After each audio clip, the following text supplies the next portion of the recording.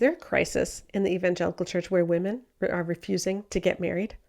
That's what we're going to talk about today. It's a fun one. I'm Sheila Ray Gregoire from BearMarriage.com, where we like to talk about healthy, evidence-based biblical advice for your marriage and your sex life. And I am joined today by my daughter, Rebecca Lindenbach. Hello, hello. And you're going to have thoughts about this one. I do. Yeah, it's going to be fun. Before we get to it, a special thank you to our sponsor for this podcast, Brazos Press, and the book Becoming the Pastor's Wife, which is just so good. Beth Allison Barr's latest book showing us how the whole idea that women shouldn't be in ministry is not something which is based on the plain reading of scripture. It is not something which is just the way we have always done it. It is instead a modern invention which keeps coming up with new reasons to keep women out that haven't been around forever. And so it's a super important book because it tells us that if we did this, if we chose to leave women out, then we can choose to let women back in again. And we can choose to have a church that actually functions as the total body of Christ and that is effective in meeting the needs of the world and in meeting the needs of the people in its pews and in reflecting Christ. Yep. So it is a great book. And I've written a number of articles about it recently. I'll put a link to those in the podcast notes too, but please pick it up. So important. And also a special thank you to our patrons who support us for as little as $5 a month and give us an amazing space online in our Facebook patron group where we can just talk and relax. And it was actually in our patron group, I think, that somebody messaged me and let me know about this Al Mohler, Al Mohler briefing that we are going to be talking about today. Yes. Now, this is a heavy subject for a lot of people because there's a lot of people who desperately want to get married and who aren't married. Mm-hmm. And you know what? That has happened throughout history. Yep. Not everybody gets married. And some people are single for their life and it's not by choice and they're really sad about it. And that's always happened. Mm-hmm. Okay. And sometimes you can be a really great person who brings a lot to the table and you just never met anybody. Mm-hmm. And if you're that person who is, especially if you're a guy, given what we're going to be talking about today, if you're really putting your all into like making yourself super marriageable, making yourself the best person you can be, and nobody seems to be interested, that's hard. And we're not talking about you today. That's the thing. This is a numbers game. Yeah. And at some points, like things make things more or less likely. It's not 100%. Yeah. Mm-hmm. And I'm sorry, there's not an easier answer for it. Yeah. But I think anyone who tries to give you an easier answer is lying. Yeah. So like it's okay to acknowledge that sometimes life isn't pretty and neat and doesn't come wrapped up in a little bow and it's not fair. Yeah. And so we just do want to acknowledge that this is not a 1 + 1 = 2 situation. It can be really complicated. Yeah. And so, we're going to be talking about some big trends as to why women don't necessarily want to get married in the same way anymore and why women may not find a lot of men attractive. But this doesn't necessarily apply to you individually. We're just going to be talking about the trends. Yep. So with that disclaimer, let's jump in.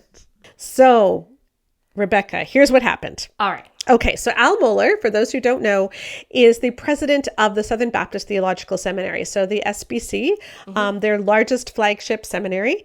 He has been president for a long time. He's very influential in the Southern Baptist Convention. I think he's run for president before, and he does these podcast episodes, I think several times a week, where he talks about something that is going on in culture or in society called The Briefing. And a number of people sent me a link to the briefing from March 27th. Yes. Okay. And it is based on an article from the Wall Street Journal called American Women Are Giving Up on Marriage. Yeah. Yeah. So and he just wants to spend this entire briefing talking about the fact that women no longer want to get married, especially women in the church. Mm-hmm. All right. And he calls this a crisis. He calls it a 5-alarm fire several times. He says it's like hitting the panic button. This is seismic. This is an emergency. Like this is really, really, really bad that women don't want to get married. Yeah. Okay. All right. Yes. So what we're going to do is we're going to walk through the article. I have a number of clips that I want to play. You haven't read it and you haven't listened to it. Nope. So you're hearing this for the first time too. Absolutely. and now, then, to be completely fair, I have not read this. I have not heard it. I do, however, know who Al Mohler is. And I'm pretty sure that I know exactly where this is going. Yes. Yes. These guys are nothing if not predictable. Mm-hmm. Okay, so what he does first of all in the briefing is he's just summarizing the problem. Okay, he's summarizing the problem that this article is bringing up, and I'll let everybody listen to his summary of the issue. Just to do the math again, 51.4% is more than half. This is a 5-alarm fire. This is a huge thing.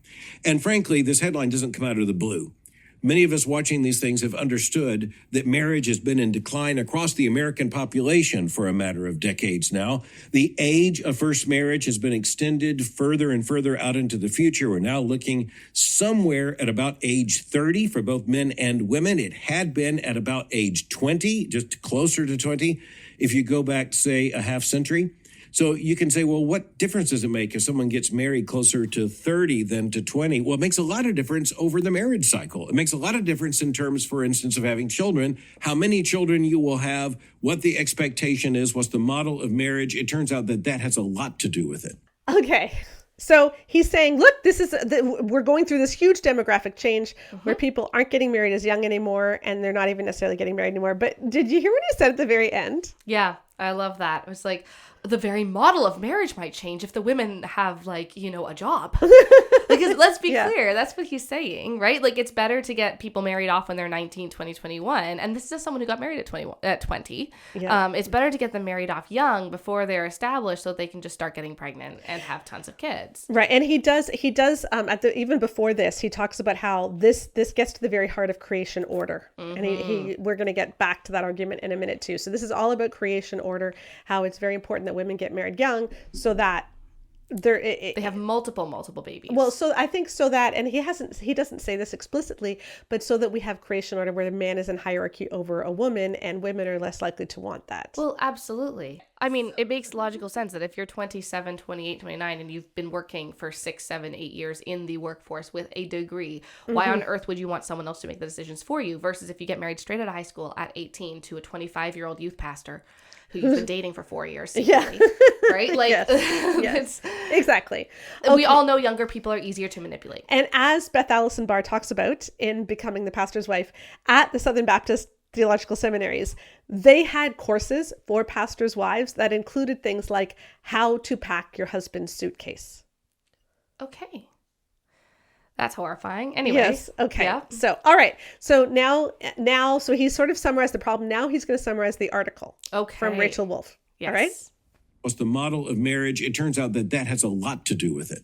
Now, Rachel Wolf, in covering this story, goes on to tell us that it's not clear that a lot of the women who aren't married don't want to be married, but it is increasingly clear that they don't think they're going to get married. Many of them are basically moving into some kind of permanent singleness as a lifestyle. They're making economic decisions about, say, buying real estate, buying homes, looking at making their own plans for travel and life and everything else. They are planning not to be wives, not to be married, to be outside of marriage as an institution. Furthermore, this article tells us that among many younger women in the United States, the unmarried women at least think themselves happier than the married women. Now, I'm not saying they are happier. I'm not saying that the married women say they're less happy than the unmarried women. I'm saying it's interesting that the unmarried women, at least an increasing percentage of them, say that they think married women are not so happy. And that tells us something about the transformation of social expectation, personal expectation. Okay, now what I find really funny about this is that at the very end, it's like he's almost getting it. He's almost there, but he won't let himself go there. He says, increasingly, these unmarried women, they think that married women aren't very happy. Yeah. How could this possibly be? Isn't this so ridiculous? And, I was talking about this on social media, and I had several posts that went viral, and I had hundreds upon hundreds upon hundreds of comments. We're going to read some of them throughout this podcast. If I don't get to your comment, I loved them all. I read them all. I appreciate them all. There were just some that illustrated different aspects super well that I want to highlight. So one woman wrote, as the mother of a young woman and as someone who has been married nearly 25 years, I can say with 100% accuracy that these young women don't hate men. They'd really like to meet a good man and have a relationship, but they're not willing to do what we did. They're not willing to tie themselves to men who they'll later discover don't even like them or be married single mothers. They're not willing willing to bring home half the bacon and always be the one cooking it. Young men need to grow up and level up. Having to bring home half the bacon and being the only one cooking it is really good. Yeah. Exactly. But he doesn't say that. But this is it. He is saying that the problem is that these young women think they're happier not married, and how awful is this? But he's not even. Well, okay, these guys all really love, economics and everything, right? Like the basics. And the one of the basic principles of economics is people do not make decisions that don't help them. Yeah. Right? Like the rational buyer, right? Now we all understand now it's a myth. People are not fully rational, but we do make decisions based on evidence that it will help or hurt us. The evidence may be faulty, but it's for a reason. Yes. So it's not like these women are just like willy-nilly, like, oh no, they're being totally thoughtless. It's like, no, there's a reason why they're buying houses and not just renting until they find someone to settle down, because like, well, I got to start my life. Right, exactly. Now, and there's something really funny coming up too. Okay. I won't play a clip of this, but he says just a few minutes after this, he says, but even though these women are giving up on marriage, they're not necessarily writing off being mothers. Mm-hmm. So like a lot of women, they're not getting married, but they're assuming they're going to foster through the foster care system, or they're going to have a kid, or have a kid somehow. Mm-hmm. But they're just not. They're just assuming that marriage probably isn't in the cards, which means that these women would prefer to be single mothers than actually married. Yeah. Like, what does that say Yeah. about what women are thinking Yeah. would happen if they got married? Well, and I think that's the thing, is it's not that they'd actually prefer to be single mothers. It's that they don't believe that the option of having a good relationship with a man who is an equal partner is possible. So like out of all the potential options available to me, I think the most likely realistic one is that I will have a child and I'll have a wonderful family with just me and my kid or my kids. Mm-hmm. And I'll just be a single mom, because at least I know then, I'll have a family. And they don't think that it's realistic that they could find a man who not only could have kids, but actually raise them. Yeah. And actually make her life easier. Yeah. Yeah. But Al Mohler doesn't get into all this stuff. No, he doesn't get into that part. He just gets into, look at these women who think that, they're better off not married. How can that possibly be? Look at these women who actually think they're going to be mothers without getting married. Oh my goodness, this is a 5-alarm fire. Mm-hmm. Okay, let's listen to the next quote.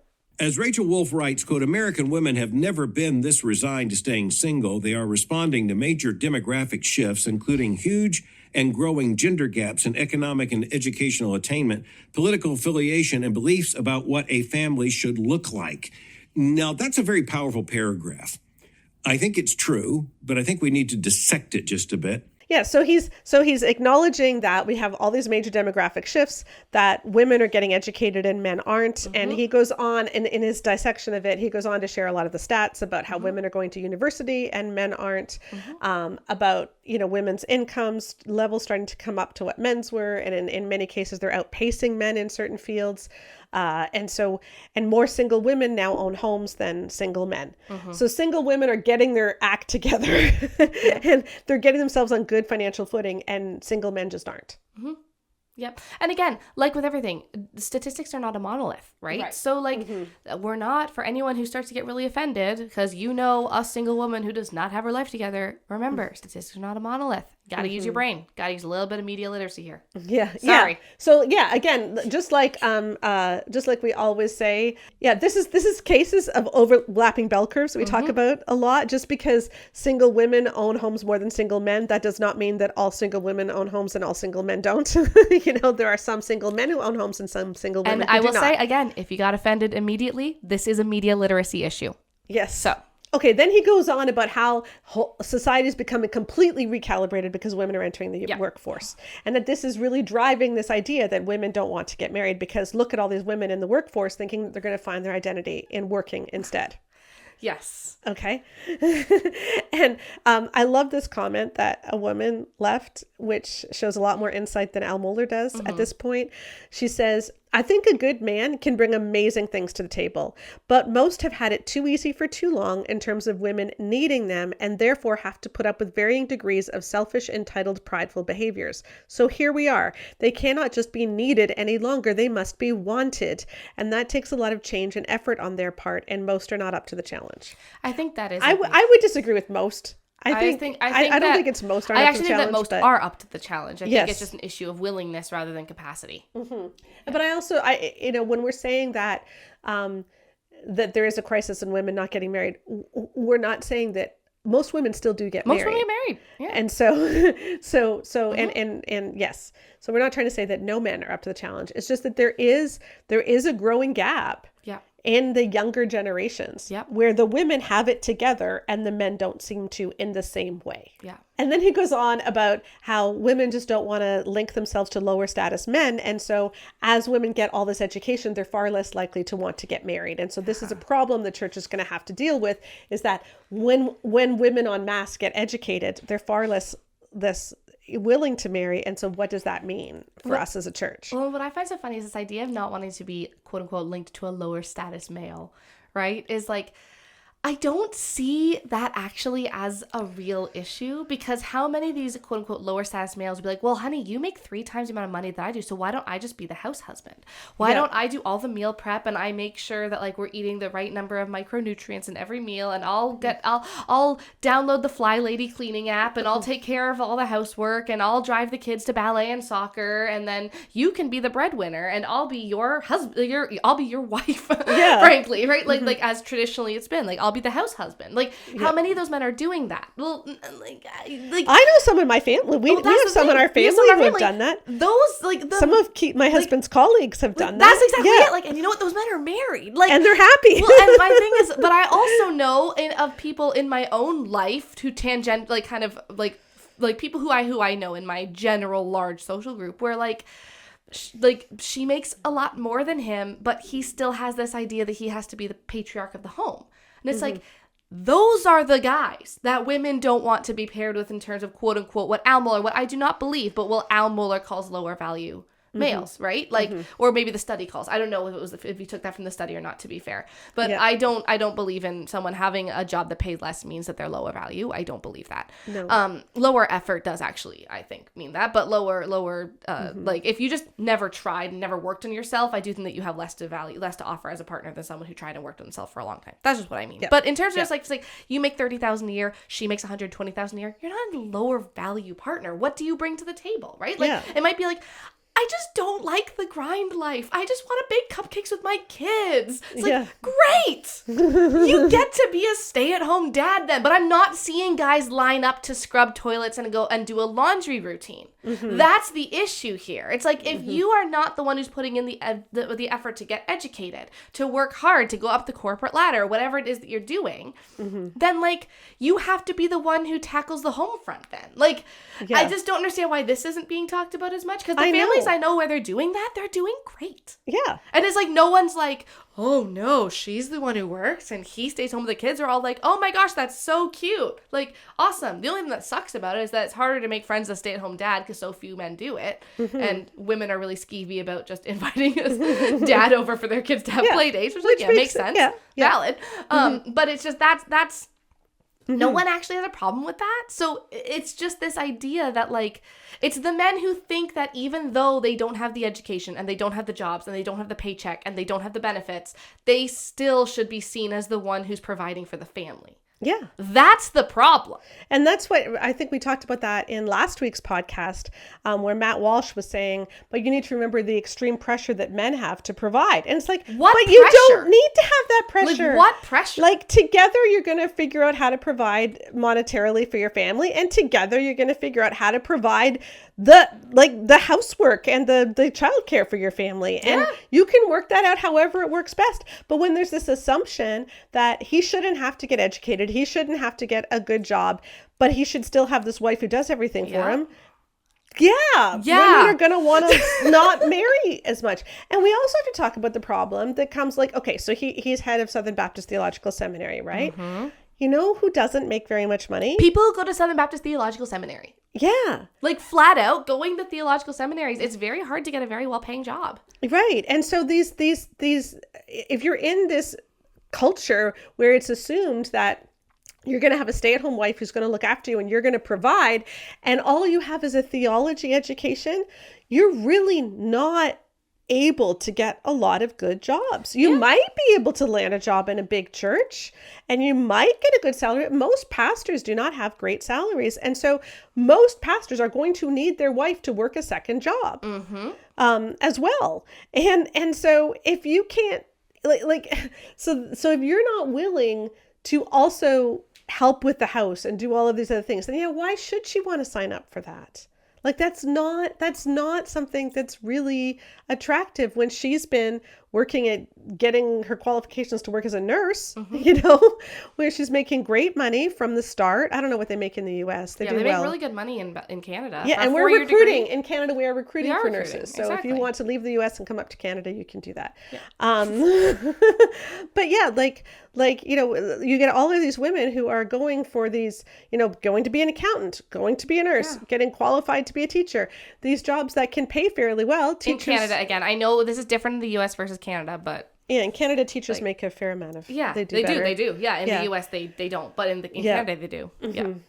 So problem. All right, let's get another quote here, another clip. Awesome. All right, here he goes. The article goes on to say, quote, stories of women complaining about the lack of quality men have long infused pop culture from Pride and Prejudice to Taylor Swift's works. Yet women throughout history rarely questioned whether finding and securing a romantic partner should be a primary goal of adulthood. The next sentence, that seems to be changing. And then he goes on to say that this means we need to hit the panic button. Yeah. So this is a reason for panic, that the idea that women's primary goal should be securing a romantic partner, that's a primary goal of adulthood, is changing. Mm-hmm. And why is it changing? Because women have rights now. Yeah. That's the thing. It's it's changing because women have options. And that's, we've talked about it a lot, but for people who haven't listened to the podcast for very long, that Halo study that we talk about all the time, there was a study they did where they had people playing Halo, which an online video doing game. It. Yeah. Multiplayer online Halo. And they had people with female voices playing. Yeah, female avatars, female voices. So clearly a female player. And they wanted to see how the male players reacted. The male players who were in the top percentage of best players, the ones who are playing really, really well, no problem with the female players. The ones who are middling to low players, they hated the female players. They didn't like anyone encroaching on their turf. There's a good female player. Oh, I'm going to say all sorts of sexist crap to her. And it's because having to actually do well is only threatening to men who are not doing well. The men who are I'm good at this game. You can absolutely join me at the top. Yeah. They're fine. It's the ones who oh no, if there's more people, now I'm getting pushed farther and farther down the league because I'm not actually that good at this, right? There's this insecurity there. And I think we're seeing that with this too, right? It's oh no, the women can choose not to marry us now. That's the worst thing ever. Yeah. Why do you want to be married to someone who, if they would choose otherwise, would choose to not be married to you?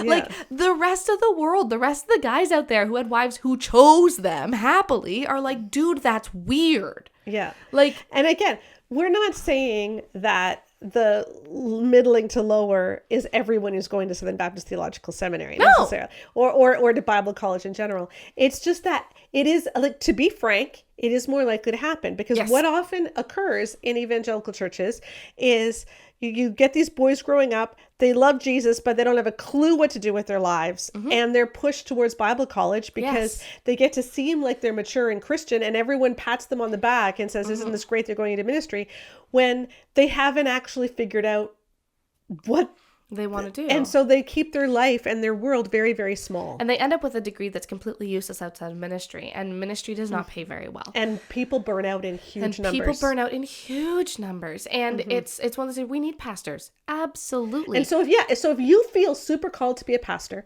and you're gifted at that, by all means go to seminary. Yes. But don't do it by default because you need to figure out your life. Our default should be things like getting your electrician's or plumber's licenses. That should be I don't know what to do with my life. Electrician's a good job. I'll become that. Yeah. That's this is the things where it's then if you don't know what to do with your life, do something where it's a skill you can learn and now you're certified and you can actually support yourself and the family, right? Versus becoming a music pastor that you can never get more than part-time work, right? Like, this is just the issue. It's like, you can't expect someone who has spent all this time, statistically speaking, thinking through their education, planning out their life goals, saving up their money, organizing their life so they can have the most success, to then just kind of submit to the quote-unquote authority of someone who didn't actually plan out what their degree could even be used for. That's the issue here. That's what we're looking at, because Al Mohler is not wanting people to get into egalitarian marriages. He is the president of the Southern freaking Baptist Theological Seminary. And this whole thing is talking about creation order, which we're going to get to in a minute. This man gets hives when a woman has an opinion. Yes. Okay? Like, this is the level, like, Southern Baptist Theological Seminary is so complimentarian. No, it's not even Al funny. Mohler was the one who made sure that the women were fired. Yes. No, who were teaching. Like, I'm sorry, and they can say, no, we respect women. No, you don't. Show me literally any evidence that you respect women. I don't have any time for this anymore. So then he goes on, and this is kind of interesting. And again, he's just saying, look at these women who don't want to get married. He's never asking why they don't want to get married, other than demographics. Look, they have too much education. Exactly. Okay? So then he says, and now, you know what's happening is we're in the situation where now young men are attending church in greater numbers than younger women. Yes. Than young women. And isn't this awful? And now a greater proportion of young men are saying they want to get married than young women. Yes. And he's using this to say, what is wrong with the young women? Can I just say, we just cannot win. Because when I was growing up, it was all about how we need to get more men to church. So it's not okay if it's more women. And it's definitely not okay if it's more men. Yeah. What's okay then? Because you're not going to have exactly even. Right. I know. Like you have to just kind of at some point be okay with something. Like, you're complaining no matter what. Yeah. It's like, oh no, too many women at church. Oh no, too many men at church. Like, maybe it's because you footballified services. Like, yeah. Anyway. Yeah. Okay. So then he's staying on this topic of how women are just getting super picky. They're even thinking that marriage may not be for me. They're not making it a necessary part of their adulthood. And he's saying, and then when they do date, they treat it like a job interview. Yeah. They want to make sure that they have a checklist. Yeah. Yeah. It's called, like, not wasting 4 years of your life or accidentally being with someone who doesn't believe you should have rights. Right. And he says, like, throughout history, the norm has been arranged marriages, but now people get to choose. And when people get to choose, women seem to think it's okay not to get married. By golly, it all started when we let them into the universities. And the universities, they started to think they could think. And when they started to think they could have a brain for themselves. And what are we supposed to do with the woman with the brain with herself? Well, we don't know. We gave them lobotomies in the 60s, but what would we do now? By golly gee. Okay. Someone alert the policeman. Yeah. So anyway, so that is his synopsis of why this is happening. And that is basically all he says, is that, women aren't doing this, they're picky, and marriage rates are plummeting. Yes. Then we get into part 2.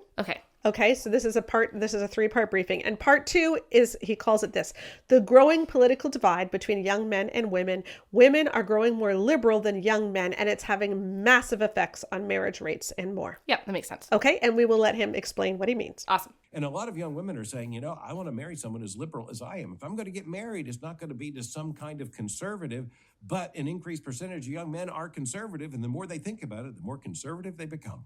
By the way, it is not coincidental that the more liberal women become, the more self-consciously conservative young men become. And it is because the liberalization of young women and the changes in the demography, they alert a lot of young men to the fact that something basic has changed. Did you notice the dig at liberalism there? Yeah. The more that boys think about it, the more conservative they become. Insinuating that people who are liberal because I haven't thought about it. Yes. Which is very telling of your bias. You know what this reminds me of? Yes. Yes, and you actually told me this. I did tell you this. Because I know what you're talking about. I know what you're going to bring up. The current season of Love is Blind. Yes, I did bring it up to you. You did not. Yes. My mother is much more sophisticated than I am in that I am a psychology graduate. And anyone who's taken psychology knows that it's very popular.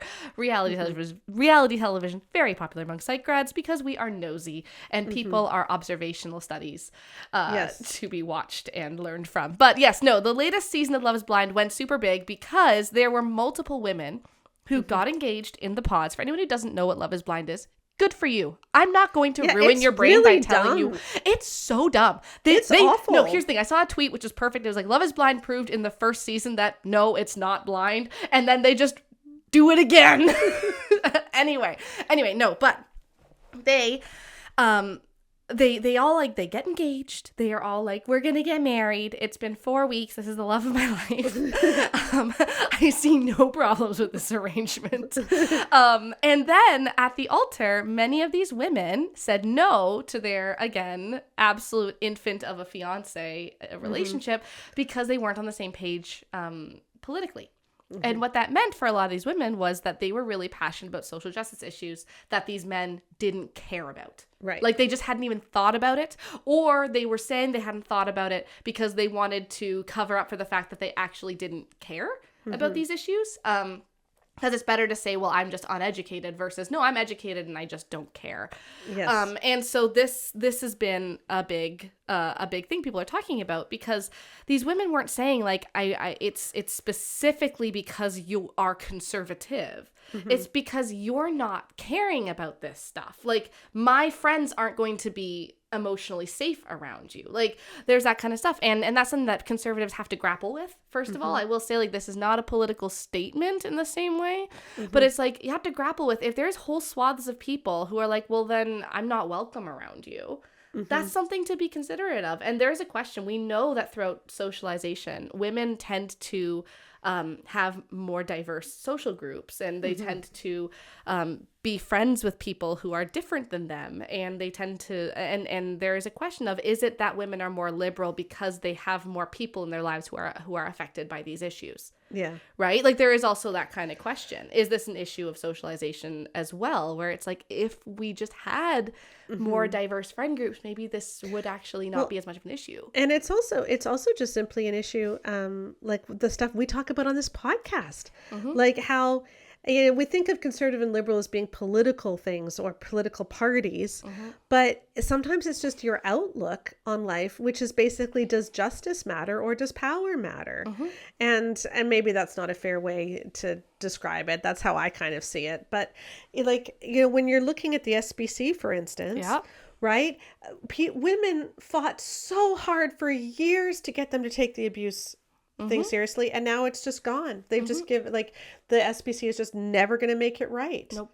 They just don't care. They just don't care, even after all the reports and everything. Yeah. And you know what? I don't want to get too political here, because there's no point. And I'm so glad that there are people from the political spectrum who listen. But, you know, we do need to understand that when so many women have been victims of abuse, when that means that they are going to be more open to the fact that, hey, there's a lot of people who start off life with a bad deck. Like, we don't treat people equally, because women know that, because women haven't been treated equally. And so they're like, yeah, you know, we do need to treat people better. Well, and also there's people, like, there's this habit amongst very conservative churches that just focuses so much on male power. Yeah. And so women are going to be less conservative, because being conservative is associated, and we know it is, with keeping men in power and with not taking women's issues seriously. Yep, absolutely. And it's getting more so. I don't think it was politically 20 and 30 years ago, actually, but it is getting more so that way. And so, yeah, you're seeing more and more women get liberal, and you're seeing more and more men get conservative. And the way Al Mohler is framing that is, look at these women who are becoming liberal. Isn't that awful? Yes, the men are so thoughtful, and that's why they're becoming conservative. And the women are being very silly that they think that they can think. Yes. Okay, so now we move to part 3. Yep. Okay, so he explained the problem, how the problem is, look at these women who don't want to get married. How awful is that? Look at these women who are liberal. How awful is that? And now we get into the creation order. Yes. Okay, and I will let him explain. In truth, Christian reasoning. As I said in the beginning, the closer you get to creation order, a crisis in creation order, the closest you get to a 5-alarm fire.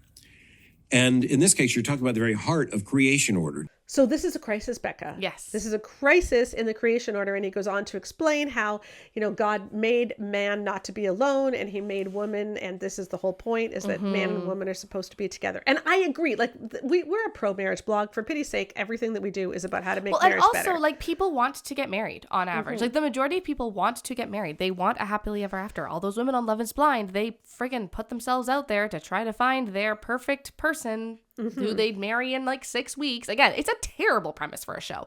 But they wanted to get married, but they still said no, right? It's like, this is not people being like, yay, I would literally rather be miserable and single than happy and married. No, it's they don't think that happy and married is an option. Like, or it's a very likely one. Yeah. Okay, so he goes on to explain more about the creation order. Here we go. It was not good, it was declared. God declared for man to be alone, nor for woman. And looking at this, you recognize this is not a small change. This is not just a major statistical change. This is a subversion of creation order, and this will lead to human tragedy. I read this article, and I'm just heartbroken. I'm heartbroken for the young women in this article who seem to have abandoned marriage on their horizon. And we're not talking about a number of people to whom a gift of celibacy has been given in the distribution of gifts to a church for service for the gospel. No, we're talking about a sociological reality, a demographic reality of increasing numbers of young women just deciding across the society that marriage is not for them, deciding they're going to go through life without a husband. An increased number of young men don't want that. They want a wife. They want marriage. They want a wife and marriage and children. But some of the women in this article say that's not the picture they want. They don't want, as one woman said here, the husband and the wife and the kids with a white picket fence. They want something else. So here you have the therapeutic age, you have the self-assertion age, you have the personal autonomy age. It all comes together, and of course, with the mismatch in educational and economic attainment, in a situation in which many women have just decided they're not all that interested in marriage. So here Al is, and he is summing up all of the problems at this very end of this article. Here is his description of what the problem is. And how would you describe the problem, Becca, as Al is saying it? I mean, the problem, and the funny thing is he says it. The problem is that women have put in the work to become more mature in all these areas, and they just don't see the point. Well, no, he's not even saying that. No. He's not really saying that. Yeah. I mean, he kind of acknowledges it, but as he is summarizing the problem is these women don't want to get married, but men do. Of course men want to get married. Women want a wife too. It's like And so here you have the therapeutic age and the age of autonomy, and look at all these women that are going towards autonomy instead of realizing they're supposed to get married. And so the problem is women. Yes. Becca, look at the women your age. They are the problem. Exactly. They are the problem, according to Al Mohler, because they are not going along with the creation order. Well, and this is the thing, as I'm looking at this and I'm like, okay, so what you are literally saying out loud, all these women are too successful and have too many houses and too many jobs and too many educational achievements. And they won't marry men who haven't done those things. And isn't that so horrible? And I'm like, if the men did those things, don't you think they'd get married? Well, here, he does say that in a second. Okay, so let's play the next clip. Okay. And so a part of the responsibility of Christian parents, even a responsibility of the Christian church and responsibility of Christian leaders, is to help more young men be ready for marriage, be ready to be husbands, be ready to be fathers, unapologetically, to be able to grow up on time and put away the video games and put away the toys and put away the laziness and get busy and show up as a young man some young woman is going to want to marry. And some young man who's going to be able to fulfill the responsibilities of being a husband. Okay, we see something that Al Mohler and I agree on. Yeah. Because here's the thing, I grew up in the generation that he's talking about now. And the difference between what girls were expected to do and what boys were expected to do was astronomical. I went to multiple youth groups. Because I had problems with all of them, right? I fought with the leadership in all of them. So I went to multiple youth groups. Yes. Right? No one's shocked by this. But the average achievement of the girls versus the average achievement of the boys was it was the same in every youth group. The girls were more impressive than the boys in every single youth group that I went to. And that was a cultural thing that happened. You can see it. It's talked about in education, research about how boys stopped being as good at things when girls got good at them. Yeah. And this is a thing that happened, and boys got sucked in by video games a lot more than girls did. That genuinely is a problem. And the parents did not do a good job at making sure that boys were not spending time on time wasters. That is genuinely a parenting flaw that your generation, quite frankly, did quite poorly. And I'm sorry that that's harsh, but it is true. No, I saw it happening over and over. But do you notice what he doesn't say? And this is what I find so interesting, is he is framing the problem as these boys aren't ready to be husbands, by which he means they aren't ready to make a lot of money. Yes. And they are lazy. Yes. Okay. And so we need to raise them to be not lazy and to have jobs. Do you know what? And not watch video games. He doesn't mention two big, huge things. The first one is he never says anything about porn. He never says guys need to stop using porn. Yep. About 83% of men who go to Southern Baptist Theological Seminary will be watching porn. Right? Okay, according to our stats in our survey. When you look at the age group, you know, of like that late teen. That late teen, early 20s is like it's a lot of them. Yeah. And he doesn't say anything about the fact that girls do not want to marry men who have had a pornified style of relating and a pornified approach to sex. Yeah, this is not to say that if a boy has watched porn, he is not an eligible husband. This is not the new purity culture, guys. No, because you know what?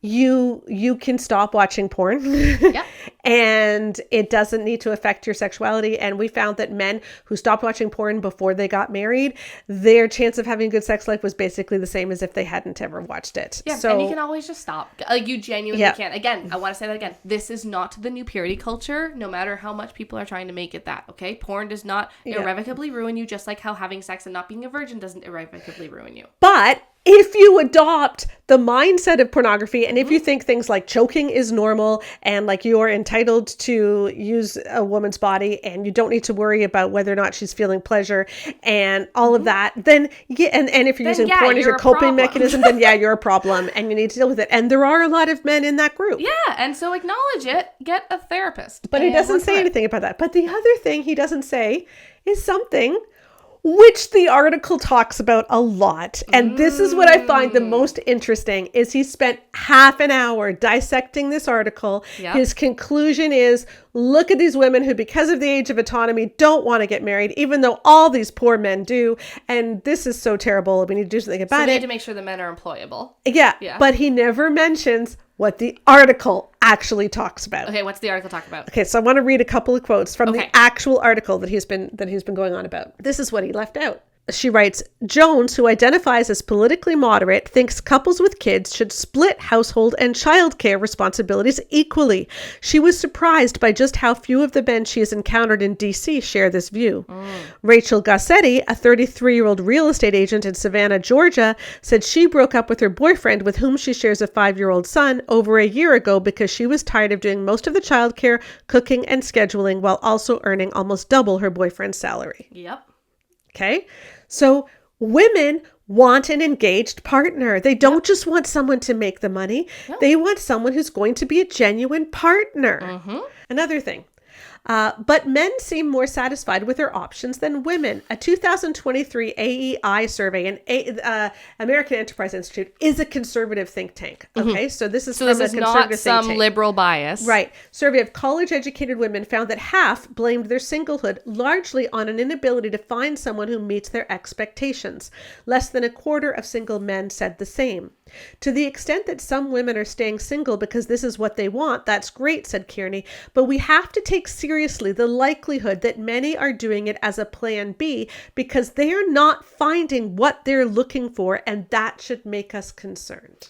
Yeah, absolutely. And that is not what Al Mohler really talks about. No. Like, yes, he talks about how, men need to be able to make money, but he insinuates, it's like, men, it's shameful that you're letting women be the bread maker. Breadwinner, not bread maker. Sorry. He thinks they should be the bread makers. No, but like he's saying it, insinuating that the man should be making more money than the woman, versus understanding that, like, no, this is an issue of, like, quite frankly, if you're in a relationship, you want to be with someone who is your equal. That does not mean equal salary power. That does not mean equal type of job. It means you're equal in terms of your character, in terms of your morals, your values, the things that drive you forward in your life. You want to be on the same path. And if you're someone who has worked very hard to achieve their goals, but who also like watches cleaning videos and organizational videos on YouTube and spends your free time trying to figure out how to make your apartment feel nice. You want to be with someone who also does that stuff, because you're working the same 40 hours a week, if not more. Yeah. And then you have some guy who doesn't care if the dishes stay in the sink for 5 days. Yeah. Like, that is just not... And the whole point is women have choices now. That is what education and jobs gave women, is choices. And when women have choices, they're going to say, hey, I want a partner. And if Al Mohler is so worried that women aren't wanting to get married, maybe he should realize that the form of marriage that he is teaching, where men are in authority over women and where things are very gendered, as Beth Allison Barr shows really well about the SBC and the whole biblical womanhood movement, like, that is going to make women not want to get married, because it's not like... it's just not fair. It is not fair. I also think it's very funny that Al Mohler really likes to hide behind the issue of, oh, they're just becoming too liberal and men are staying conservative because, again, they're the thinkers. But even in this article, like, it's the politically moderates too. It's not this issue of like left versus right. It's this issue of competent versus have not put the work in. Yeah. Like, and that's the issue here. And I think that there's a lot of these very convenient things for these men to hide behind. Yeah. It's like, oh no, you can just blame them because they're the other. Yeah. Right? Stop blaming them because they're the other. They're not. They just worked hard, and they're not willing to put all of that time and energy into something that's going to then let the life get sucked out of them by a marriage that's unequal. Yep. And again, if he wants women to want to get married, then he should be teaching men from the marriage you want. He should be teaching men, like, this is our new book, The Marriage You Want, and we show how, hey, you know what really makes people happy? You know what really increases marital satisfaction is when you function as teammates. Yep. If you function with hierarchy, the marriage is not very satisfying. Yeah. And yet what Al Mohler is teaching is hierarchy. And now he's saying, but women don't want it. And now he's saying, why aren't women getting married? And it's like, because what you're offering is not attractive. I think what has happened in a lot of evangelical churches is that men have gotten to skate by really easily, because these evangelical churches have said, hey guys, you get to be in control. You get to be in power. You get to be elders. You get to be in power in your marriage, even if you have done nothing to earn it. Yep. Your wife needs to give you unconditional respect. You get to, the worst thing, is to be on the nominated committee at church for elders. I've been on a nominated committee at church for elders when in a complementarian church, because you have to come up with lists of men who can serve as elders. And all their wives are amazing. And all their wives are amazing. And there are often so few men who could serve. And this is a problem, is that in a mini culture, in a mini society where men get rewards without having to actually work, you often get, and this is a big generalization, it isn't, I'm not saying everyone's like this, but when you're in a society where you are rewarded for doing very little, you often get unimpressive people. But when you're held down, then you often get quite impressive people, because they have to work really, really, really hard to even get noticed. Yeah. I think that what's happened is, because of this dynamic, it's also become a very self-selected group. You now have this denomination that in general is going to have the Christians who are less who have not worked hard to do things. They've skated by. They've made decisions that have led them to be, quite frankly, less impressive. And again, this is generalities. I am begging you to use some media literacy here, okay? Generalities. This is not everyone. These are trends that are well established. You are more likely to go to a highly conservative church if you are uneducated. That is just highly established. Your mom worked really hard to grow you a brain for 9 months. I am begging you to use it, okay? If you're getting super offended and it doesn't apply to you, it doesn't apply to you. Yeah. Okay, and if you're super offended because it does apply to you, then improve yourself. Like, that's fine. You have that option. The internet exists. But this is the thing, is we have this group that is self-selected. And so then why on earth would the people who are interested in actually having iron sharpening iron types of faith, where they're being challenged, where they are able to learn from a diverse group of voices and perspectives, why on earth would they stay in a place that rewards mediocrity and punishes impressive people simply based on sex. Well, yeah, and think about the podcast from last week. We shared that clip of Josh Howerton, who is a Southern Baptist megachurch pastor, saying that men get to lead their wives' emotions. So when the wife is upset about something in the marriage, he could just come alongside her and say, hey, you're not being rational. Yeah, and women love that, by the way. If anybody thinks that's good marriage advice, like, and then the leader of the Southern Baptist Theological Seminary wonders why women don't want to get married. Yeah. It's like, So yeah, that's great advice. Maybe that's the reason. Okay, you want to turn to some more peer-reviewed studies on this? Sure. Okay, because I have a couple of studies to share. Okay, first, this is a conference paper that came out of Europe in 2023. I'll put a link to it in the podcast notes. 2023, very recent, very shiny new. Yes, and it is talking about how fertility rates are highly correlated with men's attitudes towards household labor. Yeah, makes sense. So I just want to read the abstract. Yeah. All right. This is what they said. We propose that men's resistance to increase their contribution to home production is an important factor holding back fertility as well as female employment in developed countries. We document a new stylized fact, a gender divergence in attitudes towards household chores over time. While women give more and more importance to the sharing of childcare and housework, men's views remained unchanged over time, leading to a growing gap in attitudes. This gap is in contrast with views regarding women's participation in the labor market, which have evolved in parallel for men and women over time. We then show that this divergence in attitudes is strongly correlated with fertility rates and with female labor participation rates in cross-country and cross-cohort regressions. Fertility declines and low female employment are more pronounced in countries and cohorts where men report a stronger reluctance to share childcare and housework. Our results suggest that men's attitudes towards home production may be an important driver of both low fertility rates and persistent child penalties in labor market outcomes for women. In other words, hey, dudes, women did the work and got jobs and got educated and did all of the work you were doing, and dudes have not lifted a finger to do the work that women are doing. Yeah. And so what happens? Women are having fewer babies, and in those situations, they're often working less because they just can't count on the men. Yeah. And like so, in the situations where they do have babies. Yes, they're working less. Yeah. And so when people are like, what's wrong with women? They don't want to have babies. It's like, well, here's what happened. So and what this also shows is if you are then in a situation where the men are like, no, yeah, I'm a dad and this is my house too, I should take care of it, they have babies. Yeah, the fertility rates go up in countries where the men share those attitudes towards childcare and housework.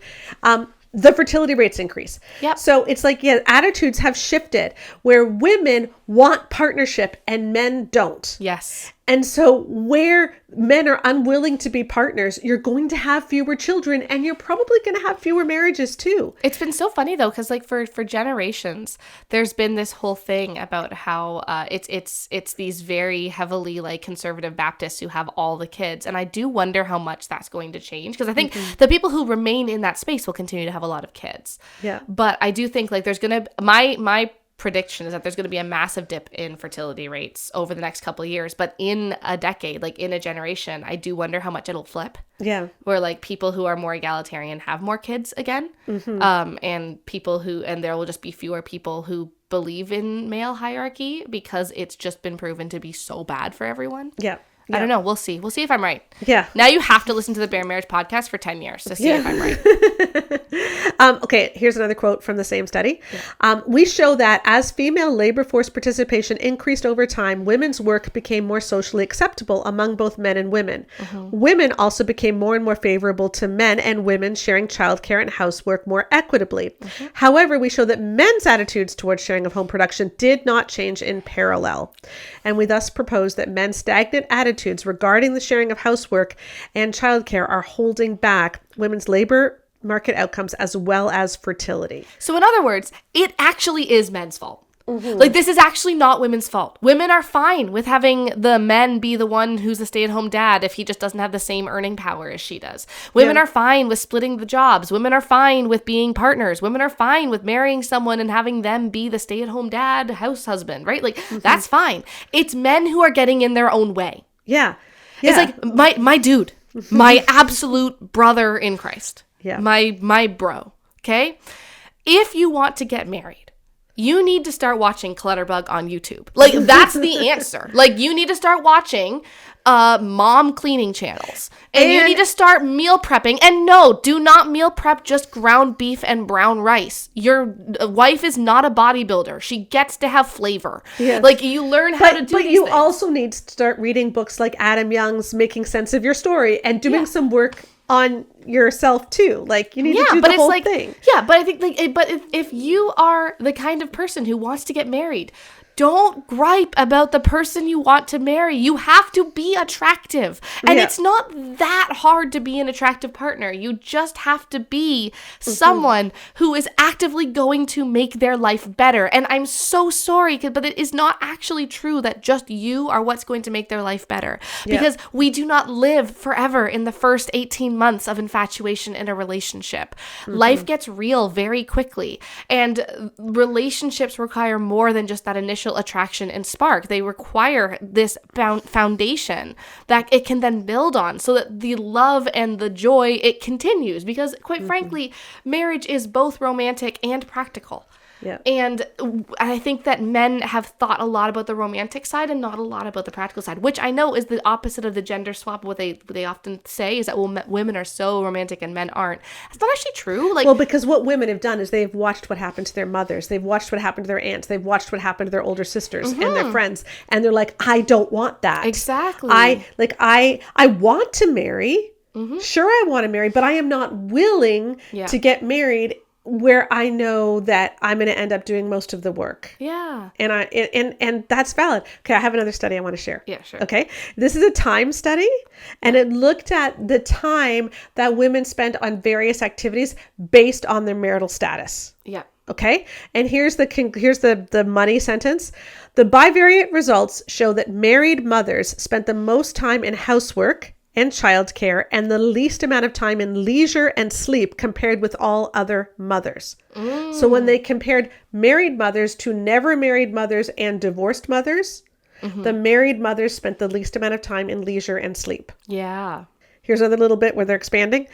Never married and divorced mothers spent about half hour less per day than married mothers doing housework, whereas cohabiting and married mothers reported about the same amount of housework time. So women who are married to men or living with men spend more time on housework than moms where there isn't a man in the house. Yeah. And so men are causing more work for women. And again, like I said, please use your brain. This is an average. Yes. Say it with me. This is an average. Yeah, this isn't true for every, like my husband does not cause me work. My husband saves me work. Yep. He does but that's why we have a good marriage, is because we're partners. Yep. And this is what we're trying to say. And you know who I'm going to let say it is some of our commenters. Okay. I want to read some of the comments that came in. Awesome. Because we had so many people comment on social media about this topic. Like, this went quite big. So, and these are in no particular order. When I was dating 20 years ago, the dating pool among Christian boys was abysmal. The standard was literally just that they had to be a Christian and go to church regularly. The boys around me in youth group didn't have their licenses, didn't have jobs, couldn't fry an egg, had little personal hygiene, were largely unemployable outside of youth pastor roles. And then there I was, planning to go to graduate school, independent with multiple jobs to pay for education as I went, but I was told I was intimidating. Yeah. Yeah. You know? And I think, again, and I do want to say, like, I know this is hard to hear from the men who were raised without the skills to be competent adults. Yes. That is not your fault. I will say that. There is a generation of parents that failed their boys because they watched them sit on the couch for 8 hours a day, and they watched them not get jobs. They watched them not push themselves at school. They watched them be like, well, at least I passed. And they didn't clock that as a red flag. There is a whole generation, and that is something that was honestly robbed from you, because that's a lot easier to learn at 14 than to learn for the first time at 34. Yeah. Okay? Like, let's be very, very clear. Like, I don't want this to be a thing where it's like, this isn't, and this is why it's so hard to talk about these issues. Well, yeah, because we're not actually trying to beat up on individual men here. What I'm trying to do is say that Al Mohler is so problematic. Like, he's declaring there's a problem when he's the one who created it. He's literally written the book on this. Like, he is the one who has been saying men are supposed to be over women. Men are supposed to be in hierarchy over women. There's supposed to be gender roles. He runs a seminary that had classes on how women could pack their husband's suitcases. But at the same time, one of the people who was super like fear-mongering about better education and about like going to university. Like the whole Southern Baptist was so anti-education. And so then you end up in the situation where the whole marriage milieu that he has created doesn't work for women. It doesn't work for men either. No, it doesn't. But it really doesn't work for women. And so more and more young women are like, look, I would love to get married. I would love to have a husband. I would love to have kids, but I am not willing to do it if I'm going to be miserable. Exactly. And we just need to grapple with that. If young women are saying, hey, I would rather be single than married, that is not an indictment on those young women. That is telling us something. And I agree with Al Mohler that it is a 5-alarm fire. It is a crisis. It is seismic. But the crisis is not that women don't want to get married. The crisis, as this article actually says, which Al Mohler never does admit to, is that these women who want to get married are finding that there aren't men that they can marry. Yeah, there aren't marryable men there in large are not enough numbers. marriageable men. Okay, let me read a couple more comments. comments. All right. Another woman writes, I will add the disclaimer that I am no man hater. Good men are a blessing to our communities, our families, and our lives. But many men have gotten by with the bare minimum for too long, and that's not working anymore. They have to upskill, not just professionally, but emotionally and spiritually. I think they'll get there because they'll have to, but I think there are a lot of women in my generation who will give up having a partner if it means showing future generations that they deserve better. Yeah, absolutely. Yeah. Yep. Yeah. I agree. I think they'll get there too. There's no reason that they can't. Yep. But I think they will only get there when there is a crisis. And thankfully, there's a crisis. Okay. I want to give I just want to give these women a bit of a platform because, we get to be lectured by Al Mohler and women's voices aren't usually heard. So I just want to read some more of these comments. Another woman said, my daughters do not want to get married. They've watched the women of my generation suffer under the hands of men that just refuse to step up. They do their 8 hours of work and then nothing else while women do everything. They aren't interested in relationships and would rather adopt children to raise as single parents than deal with a man making their life harder. My boys are focusing on themselves and their own ambitions as well. While one of my sons would like to have a family, it isn't his primary focus right now. I taught all of my kids how to be decent humans. There are no gendered skills like dishes, laundry, housework, childcare, yard work, earning an income. Those are all something every adult should be doing. Relationships should be bringing something positive to each other and not the unbalanced hellscape that most of us have lived through. And I want to say, I agree that she has lived through a hellscape and that many people have. But if you are in a community where you could say this about every woman in your life, you're in the wrong community. Absolutely. This is not normal in most communities. Yeah. Like my family is not like this. Nope. The men in my family are not like this. The men in my church are not like this. And so if you are in a community where you could have said this about all of the men, and therefore you're like, yeah, my daughters probably shouldn't get married, you need to get your kids in a different community. Absolutely. You need to join a different denomination where women are actually, where women matter, where women's voices matter. Find different friends. If your families are all totally sexist, then hang out with different people. Yes. Because, it's sad. If people want to get married, they should be able to get married. It shouldn't be this hard. I only want someone who's put the same work into themselves and their life as I have. I don't ask for anything that I haven't already asked of myself. And until someone comes along that fits that criteria, I will find contentment in the life God has given me to live. I won't waste it waiting for a person to complete me when God has already done that job. And I won't settle for less than an extension of the true love that I have experienced with God. Yeah, I think that point of I'm not asking them to do anything I have not already done myself is very important. Yep. Okay, another woman said, look, Al, I tried. I did all the things. I followed God's call while keeping an eye out for who was running the race beside me. The problem is there were 3 times as many women as men. There just aren't that many men who love Jesus that much, and it shows. And since everyone said it was better to be alone than unequally yoked, here I am. Yep, that's also a good point. It's like now there might be more men than women in many conservative spaces. But that doesn't mean there's more women than men, or there's more men than women loving Jesus. And that's exactly what I was going to say. And it also doesn't mean that it was the case a while ago, too. Yeah. Okay, so here's one from a woman who's on staff at a megachurch. And it's not like a liberal megachurch, but it's certainly not a conservative. It's more like middle of the road. And most people would even see it as like on the healthier side, but still very complementarian.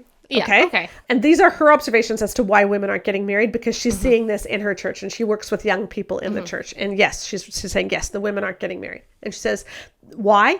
One, the men are overtly patriarchal and frame male headship as God's design. The degree of sexism in evangelical spaces is becoming truly toxic. 2, the men are becoming increasingly political conservative while the women are becoming more progressive. 3, the women are highly educated and often work as bankers, lawyers, and medical professionals. To insecure men, their professional achievements make them intimidatingly undateable. 4, male pornography use is rampant and rightly unacceptable to women. 5, Christian men suffer in comparison to non-Christian men who are often more respectful, more empathetic, less misogynist, less fragile, and less Christian nationalist. And 6, many of the men have underdeveloped social and emotional skills. They're awkward, passive, silent, or low-key creepy.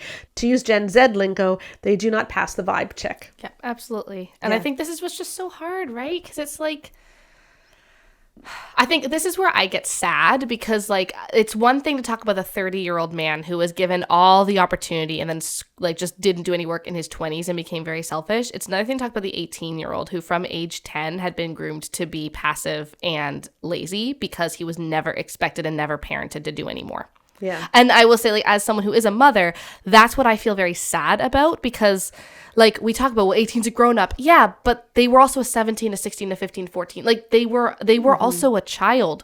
They've been a grown up for mere months. The rest of their existence has been not their responsibility in the same way. And I think that's where I get sad, where it's like you have parents who are raising girls to do these things and they are not raising their boys to do it. And like it's a thing that genuinely it comes out as frustration with me, but I find it so sad and I find it so heartbreaking, because people have been so socialized in specifically these circles to be not critical of men. And as a result, they've been hypercritical of their daughters and so pushed their daughters towards success. And they've been completely they just love their little baby boys. And, oh, he's just my special boy. And, oh, you're a mama's boy and all this stuff. And it's like you have done your son a disservice. Yeah.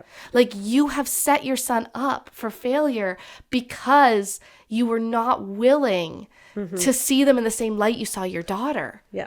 And it just makes me sad. And it's something I just saw so often. It genuinely, I hope that some of the men who are listening who would classify in that example of who like aren't able to bring things to the table because they don't know how to function as grown-ups, because while their sisters were being taught how to meal plan and cook and go and find a job, they were allowed to play video games, and their mom, well, I guess I'll write your resume for you and get you a job at McDonald's, versus the daughters were out there doing it, going door to door, asking people if they needed babysitting, right? Like that was not okay that happened to a generation of men. But it is because of theology of men like Al Mohler, who taught us that men are to be celebrated and coddled, and women are to be critiqued and judged, and they need to prove themselves even more because they have to earn their spot at the table that men simply get by default. Yeah,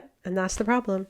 And I find it interesting, too, that she said that it's non-Christian men who are more respectful, less misogynist, more empathetic. I hear this from so many people all the time, that they've had to date outside the church. Can I say a massive statistical asterisk for this, though? Yep. If you're saying all the men at my high-powered job are respectful and wonderful and lovely, and all the men at my church aren't, my question is, you're in a self-selected group in your high-powered job. Right. We are not, like, the reality is the average Christian actually has better, it is better on many things to be religious than to be not, because there is a whole slew of men who are non-religious you ain't going anywhere near. You are not touching, like you're not going anywhere. Well, here I have some stats on this one. Okay. So there's a study from the Institute of Family Studies that they put out, what they called the World Map. I think the most recent one that I have is 2019. It was based on a study of 16,000 people from around the world, and they divided everybody into 6 groups. Yeah.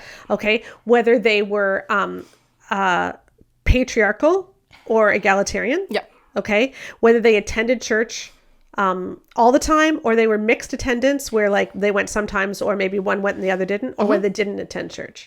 Okay. And the worst was the non-religious patriarchal. Yeah, that's they what I was were gonna the say. worst. Yeah. Yes. But the second worst of those Is the six religious groups patriarchal. is the religious patriarchal. Absolutely. Yeah. Yeah, and that's the point. It's like I think that when you're in circles, you tend to see your circles as the entire Venn diagram. Yeah. Whereas really you're in a very small sliver of it. Yeah. Like if you're a banker or accountant and you're like, well, all the men who are also accountants are all really respectful. Yeah, those are the kinds of men who worked really hard to get where they are and have a lot of like oomph and like yes, you're comparing a subgroup to a larger group. If you were to work in an area where you just have a randomly selected group of men, you'd find problems with them as well. So like this is not actually a true observation. This is the thing where it's like we're in a self-selected group here. Like your peers that you are around who are non-Christian. Like the church is the only place that you're forced to hang out with people you wouldn't otherwise hang out with. Right. And that is a problem. But here's the caveat to that.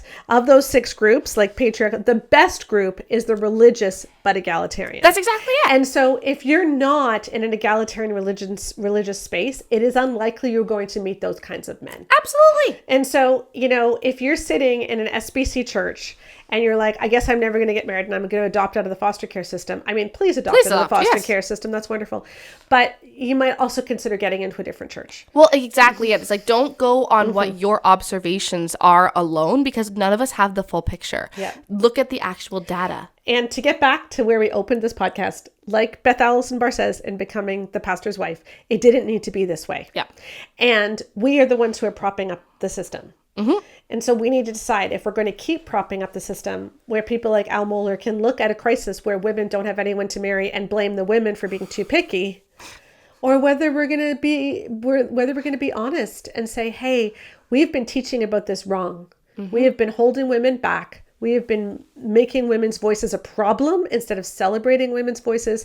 And we have been teaching a form of marriage and a form of church that doesn't work, that hurts women and ends up hurting men as well. It's just that men get to keep the power. And we can do it differently. And so, if you want women to get married, then get men to read The Marriage You Want and teach your boys how to cook. Expect your boys to be getting part-time jobs. Teach your boys how to clean. Teach your boys to be responsible. But watch also for passivity. Watch for unhealthy screen time relationships. Watch for just the loss of that spark. But also expect that marriage will be a partnership. Teach both your boys and your girls to expect that. And it's more likely that they will find others who think the same way. And so, Al, it's interesting what you think is a 5-alarm fire. And maybe one day you'll realize what the real 5-alarm fire is and you'll repent. And that would be really nice. So you can pick up The Marriage You Want. The link is in the podcast notes. The link to Becoming the Pastor's Wife is also there. And the link to the article, to Al Mohler's briefing, and to the other peer-reviewed studies that we mentioned are also there. So thank you. And we will see you again next week on the Bare Marriage Podcast. Bye-bye.